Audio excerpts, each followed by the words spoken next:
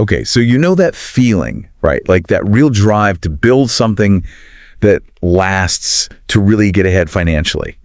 I think about it a lot, and I know you do too, because you sent us this really interesting stuff. Yeah, for sure. So let's dive right into it today. Okay. We're going to take a real deep dive into these ideas, these core principles of building real financial success. Right. Specifically, how they're laid out in this text you sent over. Yeah, and you know what really jumped out at me right away was how the author starts this whole thing off with this scene in a cafe. You've got young Jake looking for some guidance, and then this older guy who's kind of dismissive. It really highlights the different ways people think about how to build wealth. Totally. It's like this instant clash. Mr. Grumpy is what the author calls him. Yeah, Mr. Grumpy. Totally writes off Jake's whole generation as lazy and not understanding hard work. Right. But here's Jake trying to make things work, ambitious, looking for a way forward. Exactly. And it's that moment, that kind of unfair dismissal, that makes the author jump in. Yeah. It makes you wonder how many good questions get shut down like that every day. Oh, yeah, for sure. And that's what's so important about that moment, because it's what leads the author to actually lay out these principles for financial success. Right. That's what we really want to explore with you today, you know? Yes. These actionable insights the author felt like they had to share, first with Jake in the cafe and now indirectly with us. Exactly. Our mission, plain and simple, is to unpack those key principles from the text. Yep. You know, the ones the author shared in that cafe. Right. And really understand how they can be like a roadmap for you Yeah. on your own financial journey. So let's just start at the beginning. Okay. The author kicks things off by talking about this feeling so many young people have. Yeah. This sense of being behind when they're scrolling through social media, seeing people their own age who seem to have all this wealth. Oh, I know exactly what you mean. And the author's take on that feeling of being behind is really interesting. They argue that, you know, school is important, but it doesn't really teach you the practical skills, the money-making skills you need in the real world, you know? Right. You spend years learning all this stuff, geometry, classic literature, whatever, and then suddenly you're supposed to know how to make a living, how to build wealth in your 20s. Yeah, there's a disconnect there. Big time. And all those perfect pictures on social media just make it worse, right? Totally. It's like this illusion that everyone else have it figured out and is already living the dream. But the author pushes back on that hard. Yeah, they do. They say your 20s should be about something way more important than just getting rich quick. Okay, I like that. What are they suggesting instead? So they're really emphasizing that your main focus in your 20s should be developing valuable skills, Okay. not trying to get rich too soon. Got it. They use this really powerful analogy about trying to build a successful business without any skills. Okay. It's like trying to chop down a huge tree with a dull axe. You can work as hard as you want, but you're not going to get very far. That's a really great analogy. Right. You can have all the ambition, all the drive, but without the right tools, Yeah. without those skills, The skills. you're just wasting energy. Exactly. Working smart, not just hard right from the start. Okay, so when the author talks about these skills, what are they talking about specifically? Yeah. They get pretty specific, actually. Okay. They define these high-income skills as anything that can bring in like $10,000 a month. 10,000 a month. That's a good number. Right. And they give some really solid examples, like things that are super relevant today. Video editing, Okay. copywriting, which is basically persuasive writing for marketing, Okay. high-ticket closing, which is, you know, being able to sell those big-ticket items, Yeah. and of course, software development. Right. These are all real skills in demand right now. Yeah, for sure. And they share that story about their son, Curtis, Oh, yeah. which really brings this idea to life. Curtis was learning videography and editing in school, and then right after graduation, he was making that $10,000 a month. See. So it's not just about hitting that exact number, though. Right? No, it's not just about the money. It's about the doors those skills open. Right, the opportunities. Yeah, it gives you options. Totally. So the author's encouraging you, our listener, to think about what you really want for your future. Right. And then work backward, figure out what skills you need to get there. I love that. What kind of career do you dream of? What kind of lifestyle do you want? The skills you learn now, that's the foundation for all of it. And they're really clear that this isn't some get-rich-quick scheme. No, not at all. It's a long game, Yeah, a marathon, not a sprint. exactly. You don't need to be a millionaire in a year or two. Nope. The message is trust the process, Yes. master those valuable skills, and the money will follow. It will. It's about building a solid base.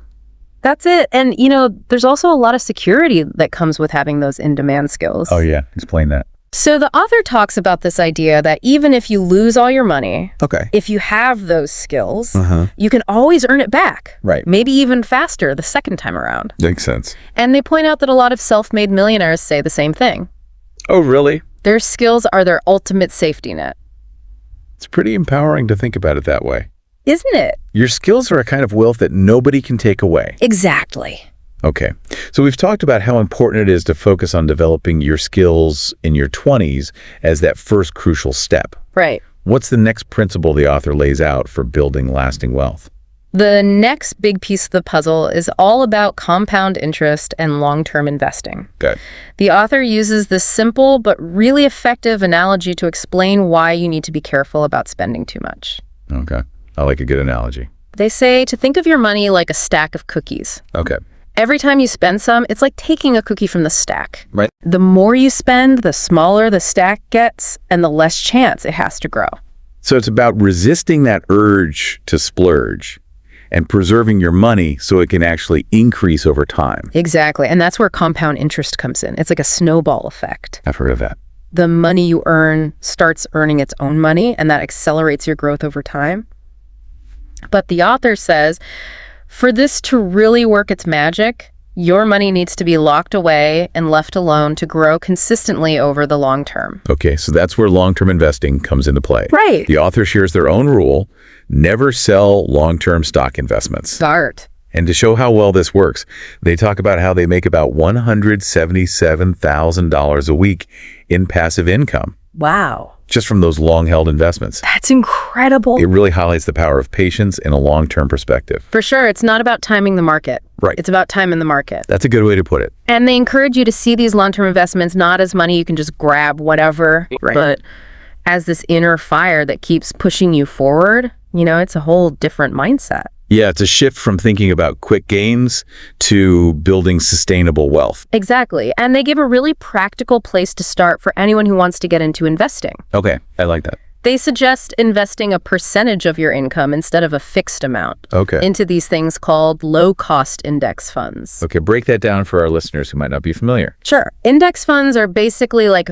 baskets of stocks that track a specific market index, like the S&P 500. Gotcha. And they're low cost because the fees to manage them are really low. Those low costs can make a big difference in the long run. So you end up with more money in the end. Exactly. And they give this example, like investing just $250 a month consistently Sure. could potentially grow to like $1.5 million over 40 years. Wow. You don't need to start with a ton of money to see big results over time. That's amazing. It's the power of compounding. So we've covered the importance of skill development in your 20s Yeah. and the power of long-term investing and compound interest. Right. What's the last key principle the author talks about? The last one, but definitely not the least, is all about taking calculated risks, especially when you're young. Okay. They point out that one of the most valuable things you have when you're young is time. That's true. Having all that time ahead of you makes taking risks less scary. Makes sense. You have more time to recover if things don't work out. Exactly. So they're saying don't be afraid to try things, to step outside your comfort zone and go for it. Yep. Don't live with regrets, wishing you had taken a chance. Right. And that connects back to the idea of developing your skills. It does. If you have those valuable skills, you're more confident. Right. And you have that safety net if things don't go exactly as planned. Absolutely. Okay, so let's recap those key principles for our listeners. Sounds good. Based on the text you sent us, the author's main advice for building wealth is this. First, focus on developing high-income skills in your 20s. Don't just chase quick money. Yep. Second, master those skills that can bring in a good income like the ones we talked about. Uh-huh. Third, understand and use the power of compound interest by investing consistently over the long term. Right. Start with a percentage of your income that you can manage Good advice. and invest in things like low-cost index funds. Those are great for beginners. And finally, don't be afraid to take calculated risks, especially when you're young and have time on your side. Couldn't agree more.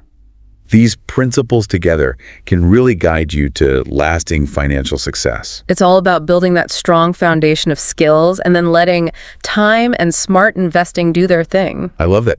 So as you're thinking about all of this, here's a final thought for you. Okay. Remember those high-income skills we talked about? Video editing, copywriting, high-ticket closing, software development? Yeah. Which one really interests you? That's a good question. And what's one small step you can take today to start learning or developing that skill? That's the key. Because like the author says, that first step, focusing on learning a valuable skill, that might be the most important thing you can do to start building real wealth. For sure.